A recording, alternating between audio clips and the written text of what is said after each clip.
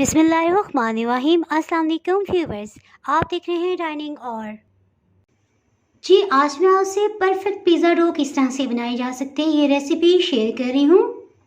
जी देखिए, डो को 1 घंटा हो गया है, बहुत अच्छी तरह राइस हो गई है और प्लेट खुद बहुत से सिरकने लगी है। और देखिए कितना ज़बरदस्त इसमें जाल बन गया है। इसी तरह जो फ्राई पैन में हमने बेक किया था ये भी देखिए कितनी इसमें लचक है। और देखें इसकी डो कितनी ज़बरदस्त राइज हुई है। जी पिज़्ज़ा बिल्कुल ठंडे हो चुके हैं, ये देखिए कितने सॉफ्ट हैं। अगर मेरी वीडियोस अच्छी लगी तो लाल सब्सक्राइब को क्लिक कर दें। साथ में ये जो बेल का आइकॉन है इसको क्लिक कर दें। इसको क्लिक करने से आपको मेरी हर नई वीडियो का नोटिफिकेशन सबसे पहले फ्री में मिलेगा। बिस्मिल्लाहिर्रहमानिर्रहीम की रेसिपी को स्टार्ट करते हैं। नॉर्मल टेम्परेचर पे दूध इसमें तकरीबन 7 खाने वाले चम्मच लेंगे। चीनी इसमें 1 खाने वाला चम्मच आएगी। जी और नमक इसमें 1/4 टीस्पून जाएगा। जी और खुश्क दूध इसमें 2 खाने वाले चम्मच डालेंगे। जी और बारी आ गई सबसे अहम इंग्रेडिएंट की, यानी दही, इसमें 2 खाने वाले चम्मच आएगा। दही की वजह से इंशाल्लाह पिज़्ज़ा की डो बहुत ही सॉफ्ट और अच्छी राइज होगी। जी इसे बस इतनी देर मिक्स करेंगे कि चीनी का दाना अच्छी तरह घुल जाए। आप चाहें तो इसमें पिसी हुई चीनी भी शामिल कर सकते हैं। जी इसे साइड पे करते हैं। इसके साथ ही बारी आ गई मैदा शामिल करने की। तो मैदा इस तरह से चम्मच भर के 18 खाने वाले चम्मच लिए हैं। जी और इसमें एक अहम पॉइंट ये मैं आपको बताती चलूँ, जो टेबल स्पून मैं इस्तेमाल कर रही हूँ यहाँ से यहाँ तक 1.8 इंचेस या इवन आप 2 इंचेस का लेंगे तो इंशाल्लाह बेकिंग आपसे परफेक्ट होगी। मैदे को इस मिक्सचर में शामिल कर देंगे। इसे अच्छी तरह से छाना हुआ था। एक दफ़ा इसे हल्की हाथ से मिक्स कर लेंगे। इससे हमें ये अंदाज़ा होगा दूध या पानी इसमें मज़ीद कितनी मिकदार में जाएगा। जी ये मिक्सअप हो गया है। इसके साथ ही बारी आ गई ईस्ट की। जी मैं इसमें इंस्टेंट ईस्ट का इस्तेमाल कर रही हूँ। ये तकरीबन 1.5 टेबल स्पून जाएगा, 1.5 खाने वाला चम्मच। सो इसे पानी या दूध में शामिल करने की कतई ज़रूरत नहीं होती। पिज़्ज़ा की डो के लिए मैं नीम गर्म दूध का इस्तेमाल कर रही हूँ। अगर आप चाहें तो इसमें नीम गर्म पानी भी इस्तेमाल कर सकते हैं। थोड़ा थोड़ा करके इसमें शामिल करेंगे और गूंथते जाएंगे। थोड़ा सी स्पैचुला से मिक्स कर लेंगे।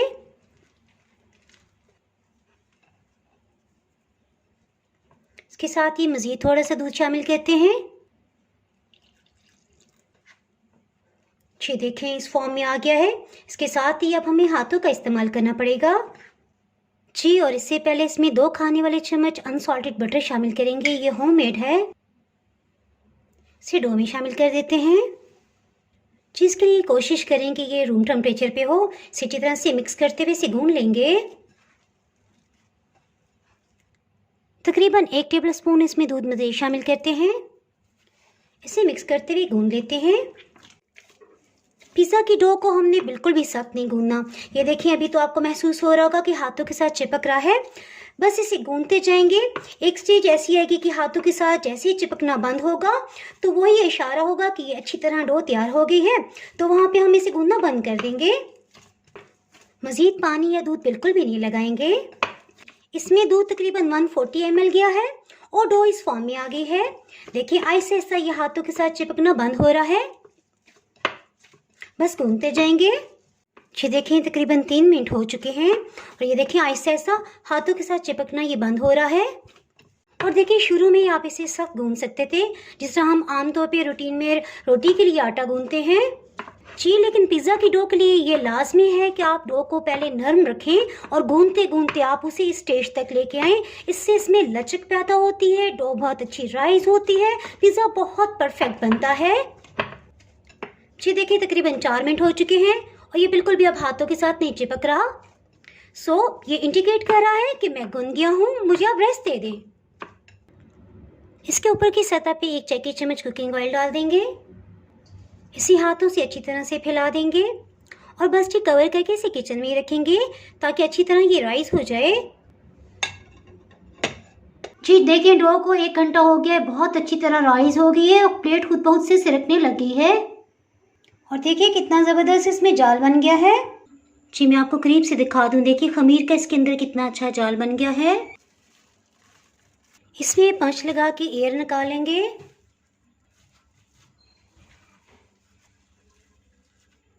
ज़बरदस्त किस्म का खमीर आ गया है। सरफेस पे मैदा डस्ट कर लेंगे। डो को निकालेंगे, एक दो दफ़ा अच्छी तरह से इसे फोल्ड करेंगे ताकि इसमें से जो भी एयर रहती है वो भी निकल जाए। इस से फोल्ड करते इसका फिर से पेड़ा बना लेंगे। मक्खन को इस तरह से हाथों से सब तरफ फैला देंगे। सेंटर में रखेंगे, पहले की तरह से फैलाना शुरू करेंगे। एक दफ़ा सब तरफ अच्छी तरह से फैला देंगे। उसके बाद इस तरह से सेंटर से लेके आएंगे और आहिस्ता आहिस्ता इसे ऊपर की तरफ ले जाएंगे। तकरीबन इस तरह से थोड़ा थोड़ा से किनारों से ऊपर की तरफ लेके जाते जाएंगे। सभी तरफ यही करेंगे। आपने देखा जो बेकरी से पिज़्ज़ा मिलता है वो किनारों से थोड़ा सा इस तरह से उठा हुआ होता है, तो वो यही ट्रिक यूज़ करते हैं।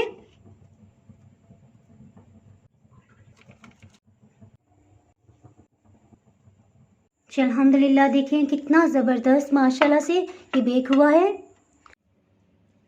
ये देखिए जो ओवन में हमने बेक किया उसमें कितनी लचक है। जी ये देखें बेकरी स्टाइल सुपर टेस्टी हमने 2 पिज़्ज़ा तैयार कर लिए हैं। तकरीबन 10.5 इंच का एक पिज़्ज़ा है। जी इसके साथ ही अगर आप मेरे चैनल पे नए हैं तो चैनल को सब्सक्राइब कर दें, बेल आइकन ज़रूर प्रेस कर दीजिएगा। इसके बाहर आपको मेरे यहाँ नई आने वाली वीडियो का नोटिफिकेशन नहीं मिल पाएगा। दुआओं में याद रखिए, वीडियो लाइक और शेयर करना बिल्कुल भी ना भूलिएगा। इसके साथ ही मैं इजाज़त चाहती हूँ। अल्लाह हाफिज़।